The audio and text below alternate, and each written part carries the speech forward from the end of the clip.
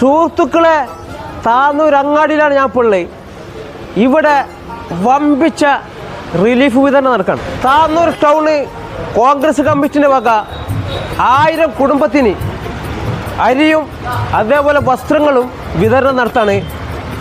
ഇത് പാർട്ടിയൊന്നും നോക്കില്ല, എല്ലാ പാർട്ടിക്കാർക്കും കക്ഷി രാഷ്ട്രീയ ഭേദമന്യേ എല്ലാ കുടുംബത്തിനും ഇവർ കൊടുക്കണം. ഇത് എല്ലാവർക്കും മാതൃകയാക്കേണ്ട സംഭവമാണ്.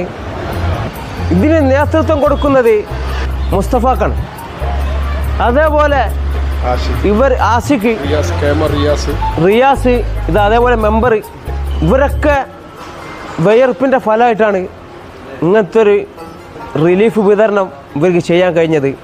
ഇതുമായി സഹായ സഹകരണം ചെയ്ത എല്ലാവർക്കും കോൺഗ്രസ് കമ്മിറ്റിൻ്റെ വക നന്ദി അറിയിക്കണം.